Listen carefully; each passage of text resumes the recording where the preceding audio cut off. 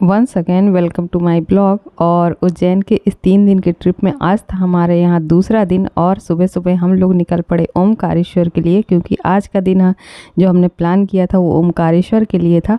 तो सुबह सुबह उज्जैन से हमने पकड़ी इंदौर के लिए बस, चूँकि बस डायरेक्ट आपको उज्जैन से ओमकारेश्वर के लिए बस मिलती है, पर हम लोगों ने इस से के छोड़कर हम लोग इंदौर तक हम लोग ट्रेन से गए। और यहाँ पर सरवटी बस स्टैंड में आपको ओमकारेश्वर के लिए बहुत सारी बसें मिल जाएंगी, जहाँ आप आसानी से आप ओमकारेश्वर तक पहुँच सकते हैं। और अगर आपने इंदौर आए हैं और इंदौरी पोहा नहीं खाया तो आपने ज़रूर कुछ ना कुछ तो मिस किया है। तो बस इंदौर से बाय बस हम निकले ओमकारेश्वर के लिए। और रास्ते के जो खूबसूरत व्यू थे तो इतना सुंदर लग रहा था कि ये 3 से 3.5 घंटे का जो सफ़र है पता नहीं कैसे कट गया। तो अगर आप दूरी की बात करें तो उज्जैन से जो ओमकारेश्वर की दूरी है लगभग 150 किलोमीटर है। और जो बस का किराया हमने तो इंदौर से जो बस का किराया था वो 160 रुपये था नॉन एसी बस में, और बाकी एसी बस में आप डायरेक्ट 200 या 250 के लगभग किराया है। तो यहाँ पर हमें जो टैक्सी वाले ने छोड़ा सबसे पहले जो ममलेश्वर महादेव है। यहाँ ऐसा माना जाता है कि जो ओमकारेश्वर शिवलिंग है वो 2 स्वरूपों में विद्यमान है, पहला ममलेश्वर महादेव और दूसरा ओमकारेश्वर। तो पहले हम लोगों ने किए ममलेश्वर महादेव के दर्शन। ओमकारेश्वर जो कि 12 ज्योतिर्लिंगों में से एक है और यह मध्य प्रदेश के खंडवा जिले में स्थित है। यहाँ पर भगवान शिव जो हैं 2 रूपों में विद्यमान है, एक ममलेश्वर महादेव और दूसरा ओमकारेश्वर महादेव।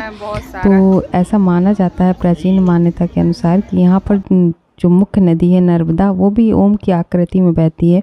और इसके बारे में प्राचीन मान्यता है कि नर्मदा एक ऐसी नदी है जो बाकी नदियों से विपरीत दिशा में बहती है, और नर्मदा नदी आजीवन कुंवारी नदी के तौर पर उनको माना जाता है। तो नर्मदा मध्य प्रदेश की मुख्य नदियों में से एक नदी मानी जाती है जो जिसका उद्गम स्थल अमरकंटक है। और वहाँ पर नर्मदा परिक्रमा की भी अपनी एक महान महत्ता है, वहाँ के लोग इस चीज़ को समझते हैं, इस चीज़ को मानते हैं। तो नर्मदा नदी लोग मध्य प्रदेश में लोगों के बहुत सारे, जैसे हमारे यहाँ गंगा को हम लोग मानते हैं, वैसे ही वहाँ पर नर्मदा नदी को इतने महत्वपूर्ण नदी के तौर पर गिना जाता है। और ऐसा माना जाता है कि नर्मदा नदी से निकलने वाला हर पत्थर हर कंकड़ अपने आप में शिवलिंग है, और उसकी एक वहाँ का जो शिवलिंग है वो बहुत अपने आप में मान्यता स्वरूप लाया जाता है। लोग उसको लेकर आते हैं, अपने घरों में स्थापित करते हैं, उसकी पूजा करते हैं। तो बस इन्हीं सारी चीज़ों के बीच में एक सुंदर सा बहुत ही सुंदर दृश्य यहाँ का, और ये को देखकर मन में जो इतनी पॉजिटिविटी फील होती है वो आप शब्दों में नहीं एक्सप्रेस कर सकते। तो बस हम लोग भी यहाँ पर पहुँच चुके हैं और करते हैं दर्शन और कराते हैं आपको भी। होते हुए यहाँ पर आए हैं और यहाँ पर ये लाइन लगी हुई है, पहले जूते चप्पल खोल गए, यहाँ पर आ रहे हैं। मोबाइल में निकाल कर देखो।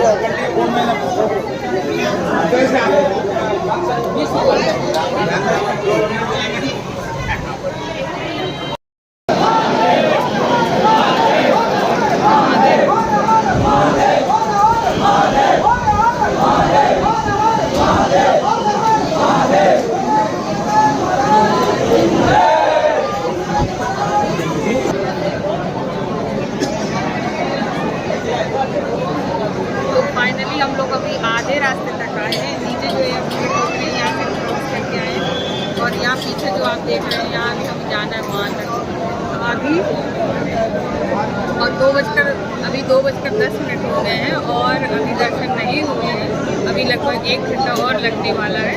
तो थोड़ा सा कठिन है दर्शन करने, इतनी आसानी से भगवान दर्शन नहीं देने वाले, बहुत मेहनत के बाद। तो ये देखिए पीछे आपको कैमरे में कम दिख पा रही है।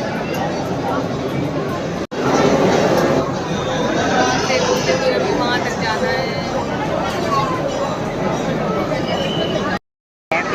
लगभग 3 घंटे के लंबी लाइन लगने के बाद अभी हम लोग पहुँचे गर्भगृह के मुख्य द्वार तक। और बहुत स्लो ये प्रोसेस जो चल रही, बहुत धीरे धीरे। अभी हम लोग यहाँ मेन गर्भगृह के दरवाजे तक आ पाए इतनी देर में। हम लोग लगभग 1 बजे लाइन पे लगे थे और अभी टाइम हो रहा है 3:20।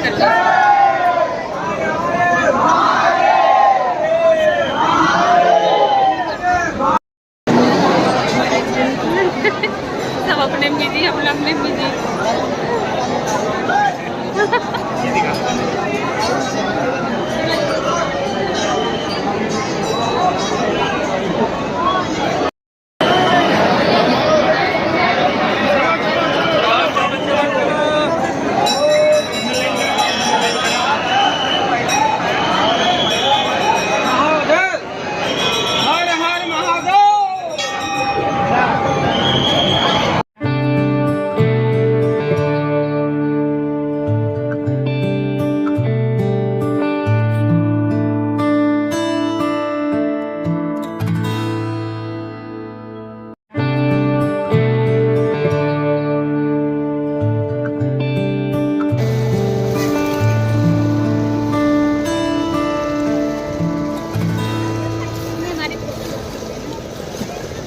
अपना फ़ोटो सेशन। और ये सुंदर सा घाट नर्सरी का भी हमको उस ब्रिज को क्रॉस करके उस साइड जाना। वहाँ पर है कौन से महादेव भैया? हाँ, वहाँ पर है ममलेश्वर महादेव, और जिनके दर्शन हम लोग पहले ही कर चुके थे, क्योंकि हम लोग वहाँ से होते हुए फिर इस साइड आए थे, तो दर्शन करें। अब इसके बाद अभी पकड़नी है वापसी के लिए बस, तो अब चलेंगे, क्योंकि फ़ोन चार्ज नहीं है, तो ब्लॉग को अभी घर जाकर कंटिन्यू करेंगे। तो वापसी के लिए हमने ओमकारेश्वर से पकड़ी इंदौर तक के लिए बस, और इंदौर से लेनी थी हमें ट्रेन। तो यहाँ से हमने पकड़ी रात के 9:45 बजे कुचू वैली एक्सप्रेस, जो हमें 11 बजे उतारने वाली थी उज्जैन।